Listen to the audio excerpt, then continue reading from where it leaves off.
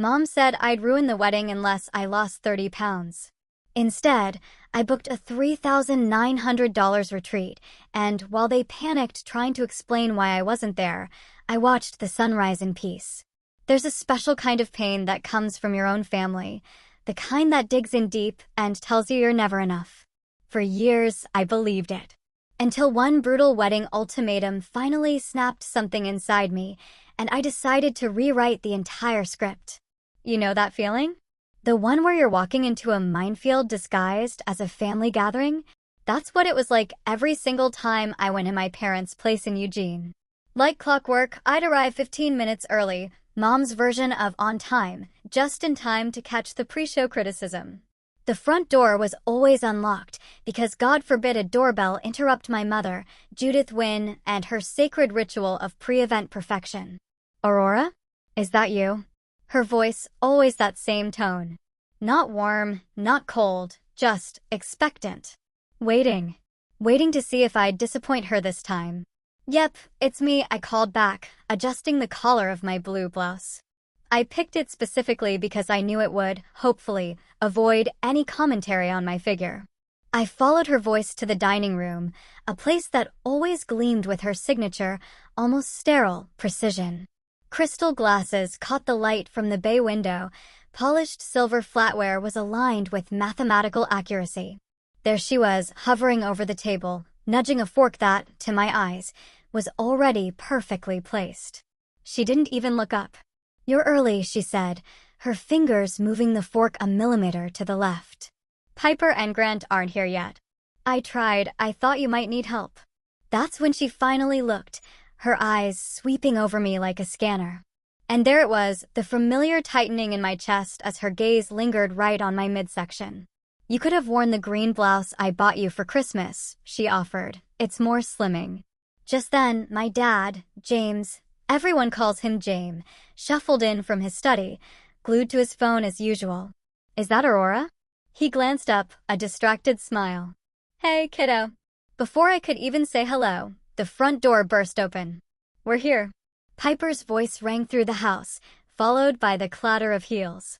My sister, radiant in a cream-colored dress that practically shouted slender, appeared in the doorway. Grant Miller, her fiancé, tall and handsome like he'd stepped off a finance magazine cover, was right behind her. Mom abandoned her fork-fixing and practically tackled Piper in an embrace. "Oh, darling, let me see you." I took a small step back, watching the whole performance unfold. Piper twirled, laughing, while Grant just stood there, awkwardly, catching my eye with a small, sympathetic smile. Finally, Mom remembered him. "Grant, you look so handsome." Then, to everyone, "Come, sit down, everyone. Lunch is almost ready." We settled around the table, Dad finally tucking away his phone as Mom brought out a roasted chicken that looked like it belonged in a magazine. The conversation flowed easily between Piper and my parents, her marketing job, Grant's family, their new apartment in Portland. I answered when directly addressed, pasting on an appropriate smile. Halfway through the meal, Piper set down her fork with a theatrical flourish. "Actually," she announced, "we have an announcement."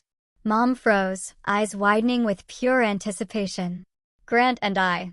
Piper extended her left hand, revealing a diamond that practically screamed for attention. "We're engaged."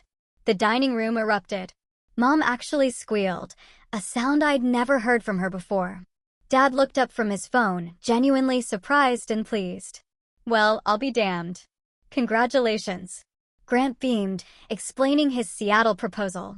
Mom peppered them with questions about wedding dates, venues, the dress. I lifted my wine glass. "Congratulations. I'm so happy for you both." Piper gave me a quick nod before turning back to Mom. I watched them over the rim of my glass, a bitter realization settling in. 3 years away and Seattle hadn't changed a thing.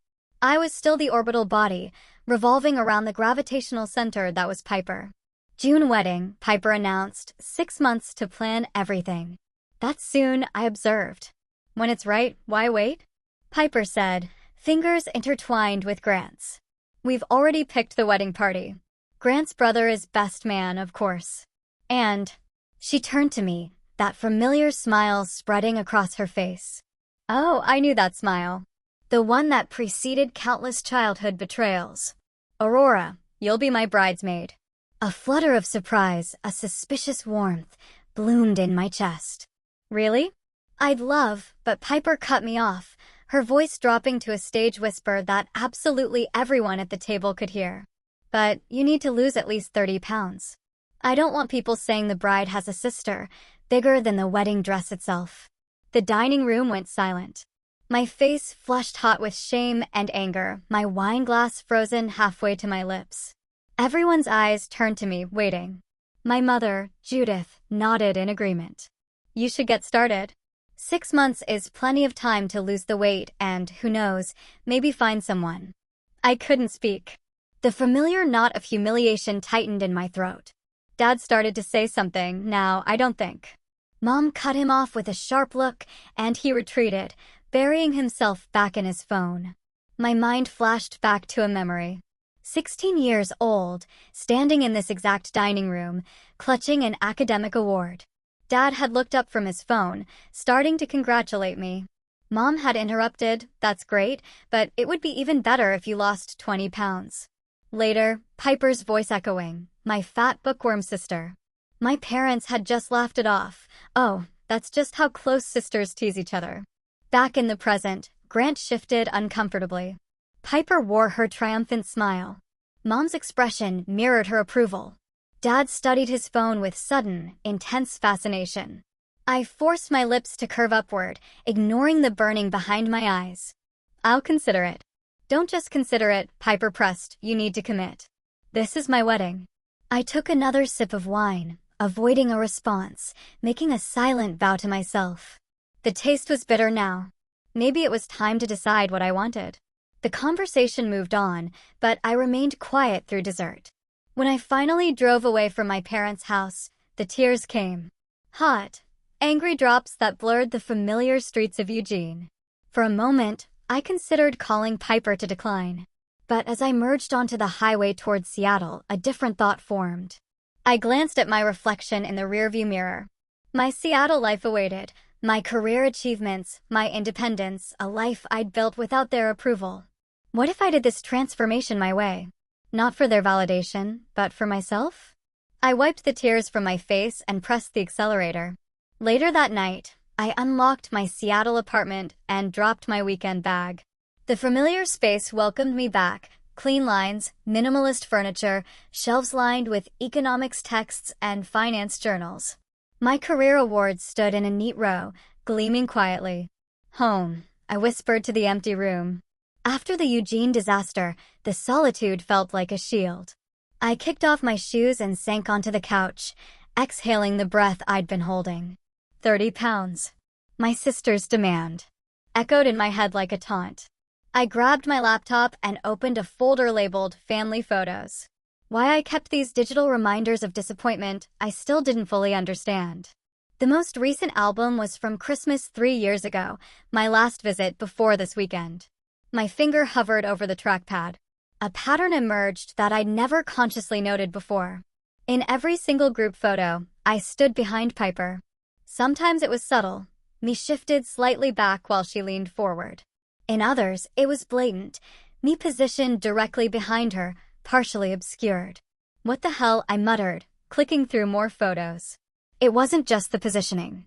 My mother's voice filled my head as I studied each image. Aurora, honey, stand back a bit. Piper's dress needs to be seen. Aurora, maybe move to the side, you're blocking the light. Aurora, let's have you behind your sister for this one. I closed the laptop and walked to my bedroom, pulling open the bottom drawer of my desk. Inside sat a leather-bound journal from high school, its pages filled with teenage angst and family frustrations. I flipped it open to a random entry, May 12, 2013. Mom called me into her room today to discuss my prom dress. She suggested I try losing 15 pounds before prom so the dress would hang better. When I pointed out prom is in 3 weeks, she said I could do a liquid diet. Piper walked in wearing my sweater that Mom said made me look puffy last month. Mom told her she looked beautiful in it. I flipped forward several months. September 30th, 2013. First month of college done, called home excited about acing my econ midterm. Mom asked if I'd lost the freshman 15 yet or gained it. I changed the subject when I brought up the test again. The pattern repeated through college and beyond, a cycle of seeking approval, followed by criticism about my appearance, followed by withdrawal. Each time, I'd eventually convince myself things would be different. Each time, they weren't. It wasn't normal, I said aloud, the realization settling like a stone in my stomach. It was toxic. I paced the apartment, energy surging through me. My family wasn't just occasionally insensitive, they were systematic and they were undermining. The weight comments weren't casual observations. They were weapons. Judith Wynn, my mother, the perfect image curator who treats her daughters like living dolls. Beautiful Piper, who'd learned to shine by ensuring I remained in shadow. And Dad, James Wynn, who buried himself in his small business and his phone, rather than stand up to either of them. And me, the designated disappointment. The shadow necessary for Piper's light. 6 months until the wedding. 6 months to lose 30 pounds or face another public humiliation. 6 months that could permanently damage my health if I crashed diet as they expected. I stood in front of my bathroom mirror, really looking at myself. Not through my mother's critical eyes or Piper's competitive gaze, but my own. The woman staring back wasn't the failure my family saw. She'd built a life, a career, a home. She was accomplished, intelligent. She deserved better than crash diets and conditional acceptance. I opened my laptop again and began researching. Not fad diets or dangerous pills, but legitimate information about healthy, sustainable weight management. Articles by nutritionists, not influencers. Scientific studies, not testimonials. 3 hours later, I looked up from my research spiral with startling clarity. This isn't about a wedding, I told my reflection. It's about me. The next morning, I made 2 calls. The first, to a doctor for a physical. The second, to Lydia Price, a personal trainer whose card I'd had on my refrigerator for months. I'd like to start training, I told her, but not for weight loss. I mean, that's part of it, but I want to be stronger, healthier, more confident. Those are excellent goals, Lydia said, her voice warm with approval. When would you like to start? Yesterday, I answered without hesitation. That afternoon, I created a vision board. Not with images of skinny models or sample-sized dresses, but pictures representing strength, health, and independence. I added quotes about personal power and self-respect. Not a single reference to the wedding appeared on the board. At the bank, I opened a separate savings account labeled Health Investment and transferred funds. This wasn't about a bridesmaid dress. This was about reclaiming my life. My phone buzzed with a text from Piper. Mom found the perfect bridesmaid dress, size 8, LOL. I silenced the phone without responding and pulled out a notebook. On the first page, I wrote Transformation Journal and the date. This journey would be documented, but privately. My progress wasn't for their consumption. Over the next few weeks, a routine formed. Mornings with Lydia, learning to appreciate what my body could do rather than criticize how it looked. Lunch with colleagues who noticed and commented on my new energy, not my size. Evenings researching nutrition and joining online support groups focused on healthy transformations. Your form is improving, Lydia told me after our 20th session, her approval genuine rather than conditional. You've added 10 pounds to your lift since we started. It feels good, I admitted, surprised to find I truly meant it. By the 1-month mark, I'd lost 8 pounds, not through starvation, but through consistent, sustainable changes. My clothes fit differently. I slept better. The face in the mirror looked more determined. That night, my mother called. Aurora? Have you started the diet yet? How much have you lost? Her voice had the familiar edge of impatience. I've put a deposit down on a bridesmaid dress. Size 6. Don't disappoint me. I looked at my transformation journal, at the goals I'd set for myself, at the vision board that had nothing to do with her approval. I'm working on it, Mom, I said, my voice steadier than she deserved. You need to hurry, she pressed. I just put a deposit on a smaller bridesmaid dress for you. Don't disappoint me. After she hung up, I added her words to my journal. Evidence of a lifetime of conditional love. fuel for the journey ahead. I won't disappoint myself, I promised my reflection. Not this time. 3 months into my transformation, the scale mocked me. The same number stared back for the 10th consecutive morning, 22 pounds lost. Not 23. Not 24. Certainly not the 30 pounds Piper demanded. I'd hit the dreaded plateau. My phone buzzed. Mom. Again. The third call this week, and it was only Wednesday. I let it go to voicemail, knowing exactly what awaited me there. Another progress report demand disguised as motherly concern. 10 minutes later, the notification arrived. I pressed play, setting my phone on the bathroom counter as I brushed my teeth. Aurora. It's your mother. As if I wouldn't recognize the voice that had critiqued me since childhood. I need to know how the weight loss is progressing. Piper and I found the most exquisite bridesmaid dresses yesterday, but they run small. A pause. Very small. Call me back with your current measurements. I spit toothpaste into the sink harder than necessary, watching it splatter against the white porcelain. The message continued. Your sister sent some photos. I'm forwarding them now. My phone pinged with incoming images. I swiped through them. A parade of satin nightmares designed for women. Half my current size. Each one featured a cinched waist, exposed shoulders, or both. Perfect for Piper's slender bridesmaids. A calculated humiliation for me. Another text arrived, this one directly from Piper. Mom showed you the dresses? Remember, only 3 months left. #motivation, #sisterly love. I set my phone down before I threw it across the bathroom. The final blow arrived in the afternoon mail. A countdown calendar to the big reveal, with my mother's elegant handwriting noting Aurora's deadline in red ink. 3 months until the wedding. I grabbed my car keys and drove to the nearest fast food place. Inside my apartment, I spread my rebellion across the coffee table. Large pizza, side of fries, chocolate shake. The scent of grease and sugar filled the living room, a middle finger to months of protein shakes and measured portions. One slice halfway to my mouth, I caught sight of my running shoes by the door. The blue and gray Nikes I bought when I started this journey. They were scuffed now. The once bright laces dulled by sweat and effort.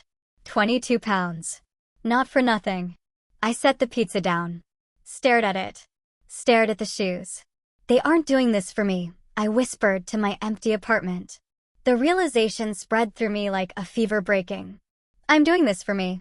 The pizza went into the garbage, slice by untouched slice.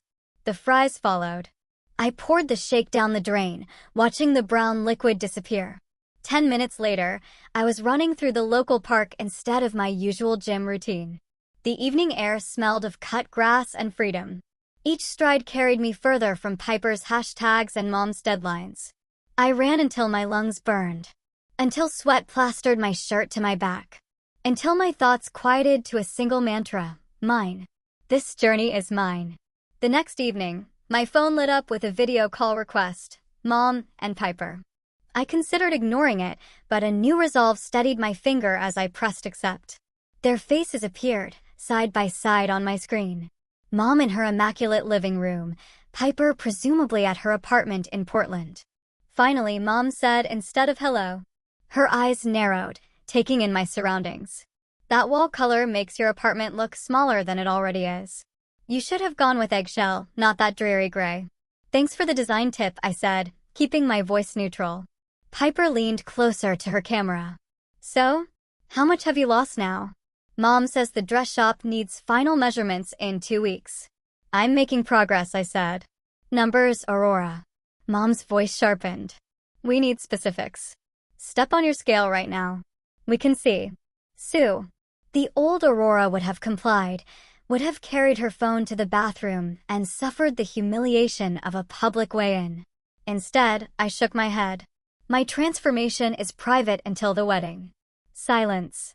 Mom's mouth opened, then closed. Piper's eyebrows shot up. That's not how this works, Mom finally said. We need to know. You'll see at the wedding, I repeated. Not before. Piper's face flushed. It's my wedding, Aurora. If you can't meet the requirements, then what? The question hung between us. You'll find another bridesmaid? I offered. Someone who fits your aesthetic better? Go ahead. More silence. I'd never spoken to them this way before. Calm, direct, without apology. "We're just concerned," Mom tried, switching tactics. "This is a health issue." "No, it's a control issue," I said. "And I'm taking back control. I'll see you both at the wedding." I ended the call before they could respond. The next morning at the gym, Lydia noticed the change immediately. "Something's different," she said, adjusting my form during a set of deadlifts. "You're lifting with purpose today." I had a revelation last night, I told her between reps. This whole weight loss thing, it was never about fitting into a dress. It's about fitting into my own skin. She nodded, a slow smile spreading across her face. "About time you figured that out.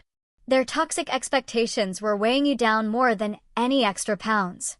That afternoon, my coworkers invited me to happy hour, the third invitation I'd received this month.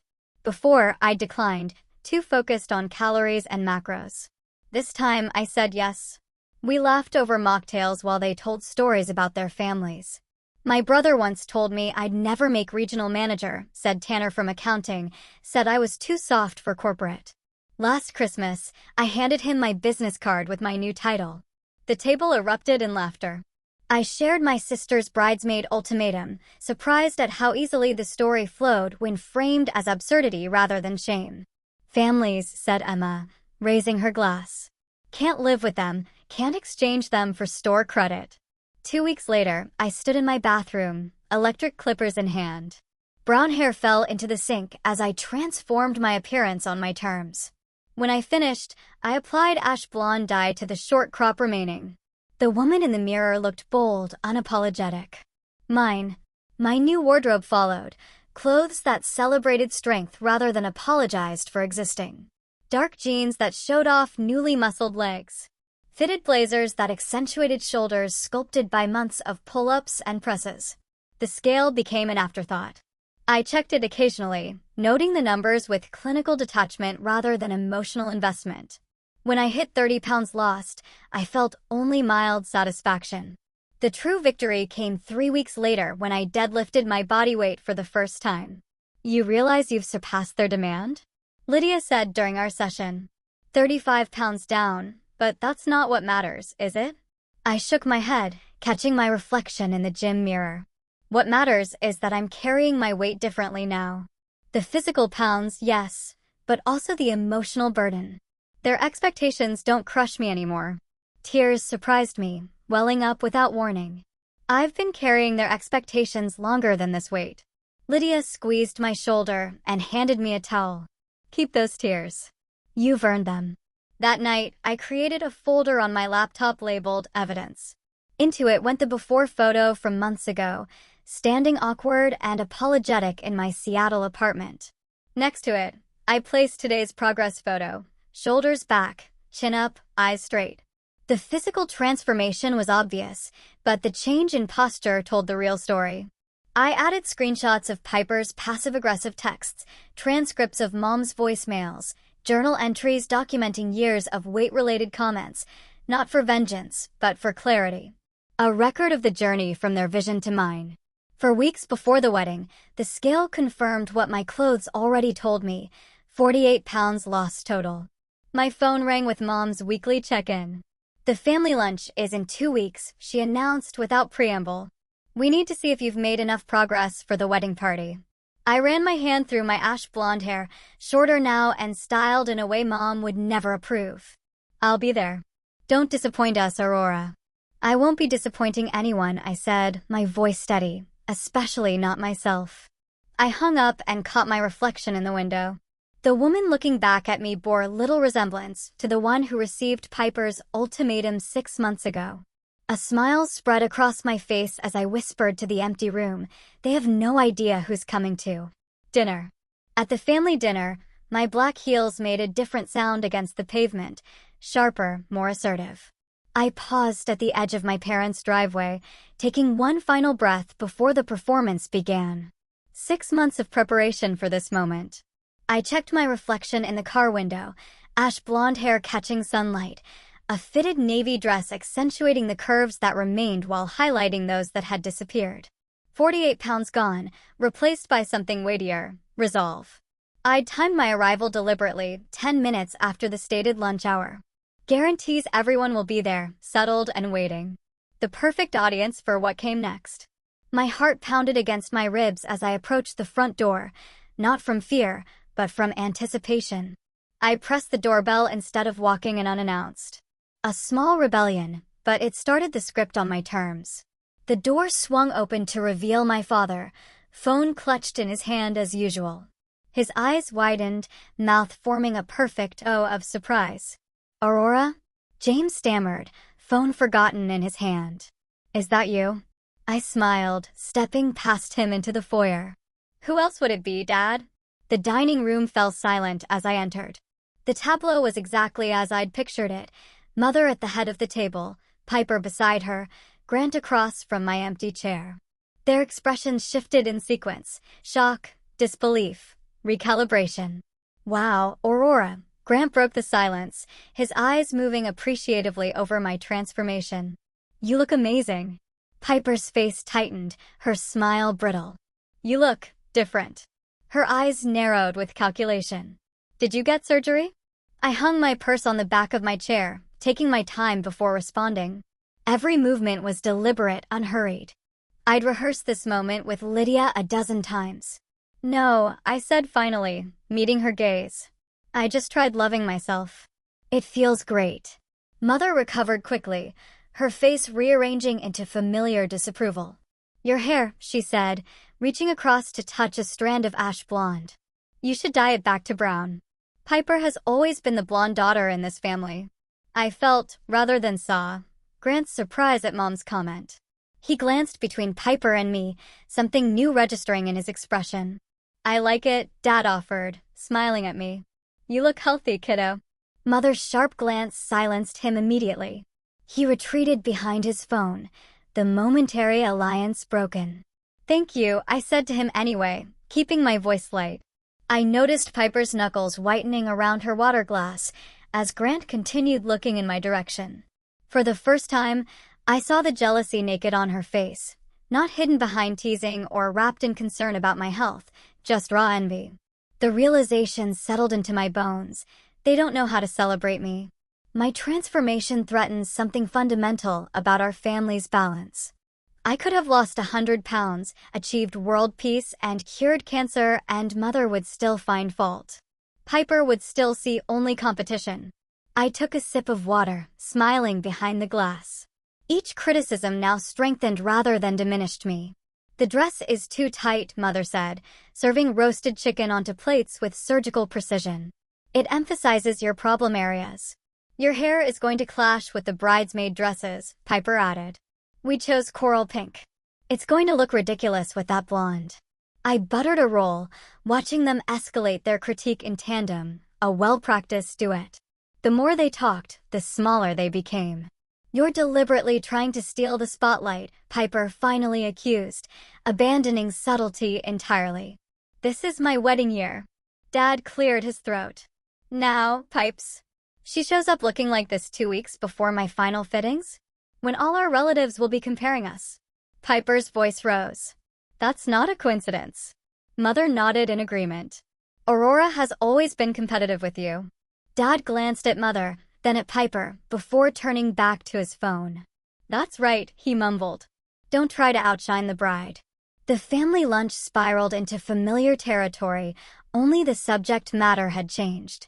Instead of my weight, they criticized my success at losing it. Instead of my appearance, they attacked my improved one. Grant watched this performance with increasing discomfort, his eyes meeting mine occasionally with something like apology. Two cousins who'd arrived late shifted awkwardly in their seats. Aunt Martha stared fixedly at her plate. My phone vibrated in my purse. Discreetly, I checked the screen beneath the table. Lydia's message glowed up at me. "Remember, your worth isn't defined by their approval." 3 other friends had sent similar encouragement. Right on schedule. I straightened my shoulders, the months of preparation steadying me. The mantra Lydia and I practiced echoed in my head. "Your value exists independent of their ability to see it." "You know," Piper said, voice dripping with false sweetness, "I've always read that dramatic weight loss ages people. You look at least 30 now." something inside me shifted. Not anger, but pure clarity. I set my wine glass down deliberately, the sound drawing everyone's attention. "Mom," I said calmly, meeting her eyes. "My hair is my choice, just like it's always been your choice to make Piper the center of everything. I've learned to love myself. Maybe you should try it sometime." Mother's mouth opened, but no sound emerged. I turned to my father. "Dad, I'm just living my life. If me getting better outshines someone else, that's their problem, not mine." His eyes darted away from mine, but not before I caught a flicker of something. Recognition, perhaps even pride, quickly extinguished. Finally, I faced my sister. "You're right, I lost 48 pounds. And you know what? The heaviest weight I dropped was this family's toxic expectations." The silence that followed felt different from the shock of my entrance. This silence had substance. Mother's face had gone pale, her fingers frozen around her fork. Father looked conflicted, eyes moving between his wife and me as though seeing a chess match with a new perspective. Piper's careful mask slipped, revealing the insecurity beneath her perfect facade. Grant watched her with thoughtful reassessment, as though seeing her clearly for the first time. I picked up my fork and took a bite of chicken, suddenly ravenous. The taste was better than I remembered. 3 days before the wedding, my phone buzzed for the 15th time today. Mother's name flashed on the screen, joining the growing collection of missed calls. I silenced it and placed it face down on my kitchen counter. "Aurora, please," read her latest text message. "This is about family unity. Piper is devastated you're considering not being there." I shook my head, remembering the confrontation a week ago, their shocked faces when I'd walked into that dining room transformed, not just physically but mentally. The way Piper's eyes had narrowed when Grant couldn't stop staring. Mother's immediate pivot to criticism of my hair color. The landline rang, Dad's strategy when I don't answer cell calls. His voicemail arrived minutes later. "Hey kiddo. Look, I know things got intense, but it's Piper's wedding. Family is family, right? Call your mother. She's worried sick. Family is family." The mantra that had excused 1,000 cuts over the years. My laptop sat open to my email. 3 new messages from extended family members I barely knew. Aunt Caroline, Uncle Robert, and Cousin Jessica, all with variations of the same message. "Think about what you're doing to your sister." As if I was the one who demanded physical transformation as a condition of inclusion. I opened Piper's message, sent at 3 a.m. "If you're coming to my wedding, you will dye your hair back to brown. I've always been the blonde one. Don't try to confuse people or steal attention." The familiar tightness formed in my chest. Old instincts whispered to apologize, to comply, to keep the peace. 48 pounds gone, yet the weight of their expectations still pressed down. My fingers hovered over the keyboard, composing a conciliatory response. Maybe I could dye my hair back, just for the day. Maybe I could smile through their backhanded compliments, deflect Piper's jealousy, endure Mother's attempts to fix me, just one more time, for family peace. I glanced at the framed photo on my desk, me at Cathedral Rock in Sedona, Arizona, taken during a business conference last year. The woman in that photo stood tall, arms outstretched toward red rock formations, before the weight loss, before the confrontation. But something in her eyes already knew freedom was possible. I picked up my phone and called Lydia. "They're all contacting me," I said when she answered. "Weddings in 3 days, and they've enlisted the entire extended family. My mother says I'm destroying the family by considering not going." Lydia's voice was calm. "And what do you think?"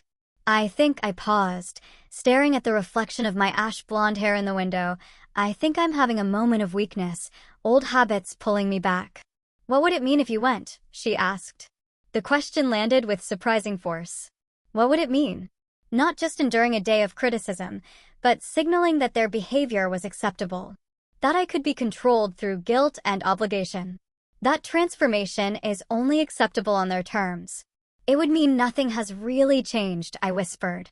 "And if you don't go?" I looked again at the Sedona photo. "It would mean everything has." After we hung up, I opened my laptop and booked a luxury suite at the Enchantment Resort in Sedona. $3,900 for the wedding weekend. The number appeared on my screen, momentarily giving me pause. Nearly $4,000 to not attend my sister's wedding. I pressed confirm booking. Next, I opened a blank email address to my mother, Piper, and my father. I will not be attending the wedding. This isn't about hair color or weight or any of the superficial reasons you focused on. It's about respect, both yours for me and mine for myself. I wish Piper and Grant happiness in their marriage. I'll be taking time for myself this weekend. Please don't contact me further about this decision as it's final. Aurora. No justifications, no arguments, just a boundary, clearly stated. I pressed send before I could second-guess myself. My phone immediately erupted with incoming calls. I powered it off completely. 3 days later, I stepped out of my rental car at Enchantment Resort. The Sedona sun bathed red rock formations in golden light. The air smelled of juniper and freedom. "Welcome, Miss Wynne," said the receptionist. "Your hiking guide will meet you tomorrow morning at 7 for your Cathedral Rock sunrise tour, followed by Devil's Bridge in the afternoon." In my suite, I unpacked simple clothes, fitted jeans that would have been impossible 6 months ago, lightweight hiking tops, comfortable boots. Nothing fancy, nothing designed to hide or diminish, just practical items that happened to showcase the strength I'd built. That evening, I sat on my private balcony overlooking the stunning landscape. Today, Piper was having her rehearsal dinner. Tomorrow, she'd walk down the aisle. People would notice my absence, questions would be asked. But for the first time, I wasn't responsible for managing their discomfort. My first morning in Sedona dawned clear and perfect. I hiked Cathedral Rock with my guide, reaching the saddle just as sunrise painted the surrounding formations in brilliant orange gold. I asked another hiker to take my photo, standing tall, arms outstretched again, but in a body transformed by strength rather than diminished by criticism. Back at the resort, I posted the image to Instagram with a simple caption, "Rediscovering joy in Sedona." No mention of weddings, family, or weight loss. Just me celebrating myself. By afternoon, as I crossed Devil's Bridge for another photo, my post had collected dozens of likes and comments. "You look amazing! What a transformation! That view is stunning, but you outshine it." And then, "Wait, aren't you supposed to be at your sister's wedding?" I didn't respond to the last comment. Instead, I posted another photo and another. Each one capturing a moment of pure joy, of confidence, of self-celebration. Throughout the weekend, I hiked, meditated, enjoyed spa treatments, and ate nourishing food without a single thought of calories or judgment. With each passing hour, the weight of family obligation lifted further from my shoulders. On Piper's wedding day, I informed the front desk that I'd be unreachable.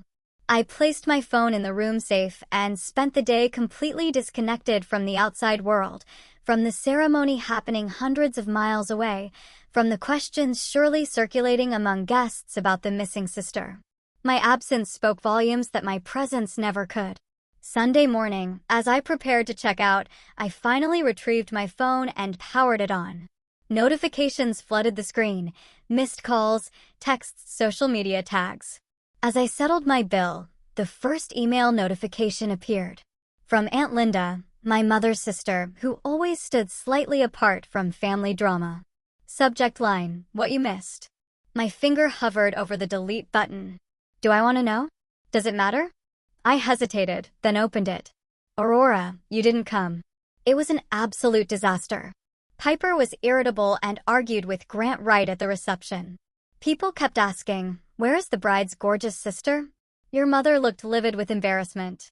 I slipped deeper into the mineral-rich water, feeling nothing but profound relief. No guilt, no regret, just the warm certainty that I made the right choice. My victory wasn't in showing up, transformed, and watching their reactions. It was in reclaiming my worth without needing their witness. The Arizona sun bathed Cathedral Rock in golden light, visible through the spa's panoramic windows. I closed my eyes, letting peace wash over me like the desert heat. For the first time in my life, I don't need validation from anyone wearing the Wynne family name. Back in my Seattle apartment a week later, I stood at the same window where I'd stood 6 months ago, clutching that first invitation to Piper's engagement celebration. Same view of the city skyline, completely different woman gazing at it. The space feels different now, Not because I've changed the furniture, but because I've changed the energy I bring to it. My economics degree and finance awards still line the bookshelf, but they're no longer desperate attempts to prove my worth. They're simply accomplishments I'm proud of. I ran my fingers across the journal on my desk, opening to a fresh page. I didn't lose weight to be loved, I wrote. I lost weight to escape the people who made me feel unlovable. The words flowed with surprising ease. The heaviest burden I carried wasn't fat. It was hope, the exhausting. Hope that someday they would transform into the family I deserved. My phone buzzed with a text from Lydia. Celebration dinner tonight? 7 o'clock at Canlis. I smiled, typing back, absolutely. I'm buying.